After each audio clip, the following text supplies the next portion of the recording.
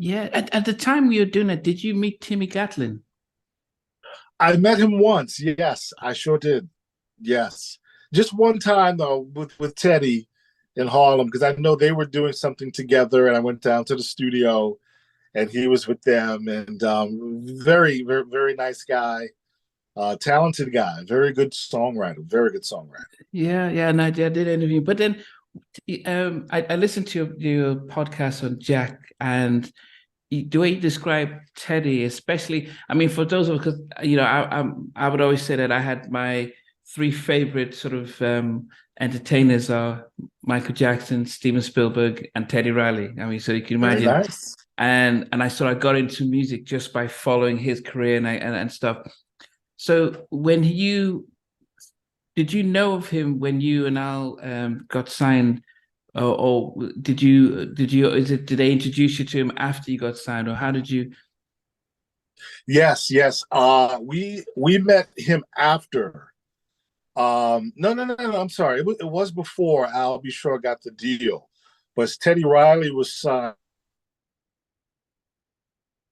producer guy, and so we had to go to Teddy's house for our first session to do the demos. You Wow. know, yeah, we went to his house. Did you guys did you guys already come up with the songs and the music, or how did it work when it comes to creating like Off on Our Own, A Night and Day, and Rescue Me? Did you and Al write them together, or he? Yes, yes. I usually created the music first. So Okay. I just created. That's my gift. I was able to create music, and then the artist, I'll be sure, would hear and he would his gift is writing lyrics and melody. So he would lock in on my track and go, "Oh, this is what I hear. This is what I hear." And then we recorded the demos ourselves. They Ah, were raw. They didn't have the polish of a a signed artist yet. And then that's when Eddie F came in because he would hear and go, well, you know what? I hear this too. And then it would get to Andre. And then Andre said, I like that. Here's three or four songs. I want to put you with my signed producer, which was Teddy Riley. And then he ah, brought his style. But we wound up, Teddy was saying, no, no, you guys got this. I'm gonna wow. go do this other project, which was Keith Sweat. You guys got this. Y'all go do this. You got this.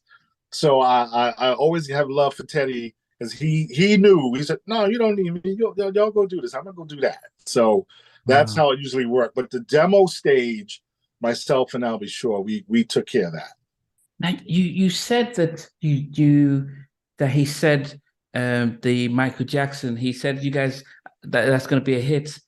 Was that Night and Day? What was the story? Yes, we did. We demoed Off on Your Own at Teddy's house Hmm. and came out really good. And Teddy said, "What's that other song? That other song? I really like that other song." And it had no title yet or anything. And they said, "Yeah, that Michael Jackson sounding song." And it happened to be it was the demo for Night and Day. It didn't have a title yet or anything, but he heard the vibe of it and was like, "I can hear Michael Jackson." This was like the Thriller days. Wow.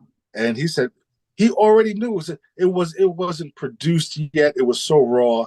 But he said the direction you guys got, that's a Michael Jackson song. And it turned out to be Night and Day. Now you mentioned that that you guys did it, then he added his flavor to it, but then Andre said, "No, I prefer what you guys did." Correct. That's exactly what happened.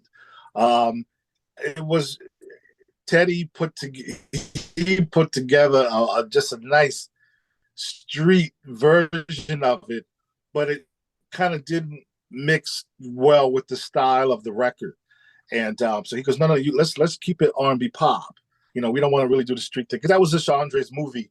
His movie was what he wanted to do with Albie Shore as an artist, and he Yeah. felt the more R&B pop direction was better. And which again, Teddy Riley was like, oh yeah, I like that. You're right. You're right. I gotta go do this other project anyway. You guys got this. So yeah, that was Andre's vision to go in that other direction. What happened to the Teddy's version? Wow. You know what? I don't know. I would love to if anyone ever had it. Maybe he still has it. I Oh, have no idea, but it was great. It was a he great didn't. version. How come they didn't use it as a remix or B side or something like that? They didn't do stuff like that then. You know what? No, you're so right. Hopefully, one of the studios here in New York City's got to have the master tape to that because it was totally different. It was a whole different direction that was very very effective. It was the genius of Teddy Riley on it. It was great. That year of 1988, you guys came out with In Effect Mode. You had Guy, but you also had Make It Last Forever. I mean, that's, you don't get any hotter, and even Johnny Kemp, but it just got paid, and Yes. and My Prerogative was blowing up. I mean, from the guy you saw in his house to then having pretty much every song that's on the radio, what was that like for you guys? See, Uh, you know what, Namdi? We knew it. We knew he was that talented, and we knew he had a sound. Teddy had his own unique sound. You know, Jimmy, Jim, and Terry Lewis, they had their sound, the Minneapolis sound, and Full Force was big at the time. But Teddy's sound was definitely new. So we knew he was going to be big, and the industry was going to be looking for him. But on the same side, that's what we were being told, myself and I'll be sure. It's like, you know what? You guys got the street sound with orchestration and layers of music and layers of vocals. You guys got your own sound. So we knew Teddy was going to be big, but everybody was telling us, you guys are going to be doing really well too. So yeah. thank God. Yeah, the reason I started off by telling you that I was in Nigeria when in the '88, so it was a massive hit, and especially in '98. So when your album doesn't just do well in the US and does well in the Britain, but also comes to parts of Africa like Nigeria, Ooh, that's yes. saying a lot about how it's going global. And I guess most of my guests don't didn't realize how their music transcended across to Africa at the time. Yeah. Did you guys realize outside of the US how big that In Effect Mode was, especially as a debut album? No, no, we did not. Not at all. I'll be sure did some shows before the album came out in London. And, it was interestingly enough in London. And he got a very warm reception. But then everything was more domestic. Everything was more, all Yeah. the shows were here in America. And then we went to Japan a few times. Um, and the appreciation for Albie Shore in Japan blew us away. So that was the first time we knew, wow, what we're doing that we're just making for ourselves, the entire world is appreciating. Yeah. But how is it like then going from the fact that you're in a small suburb of Mount Vernon, coming from college, and within 6 months you become on Black Beach, charting, signed to Warner Brothers, Quincy Jones. How does one just get over the sudden? I know Alpha Al is different because he was the front man, but you're part of that front. So how was that for yourself? Just seeing. Right.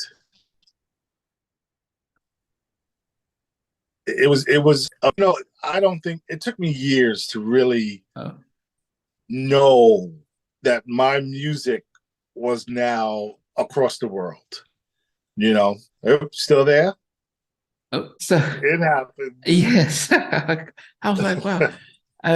So I did ask, how was the transition from, because one thing to get signed and get Andre's sort of blessing, but the global sort of just being there, because I don't know, most of us will not know what it's like being part of a sensation, stuff like that.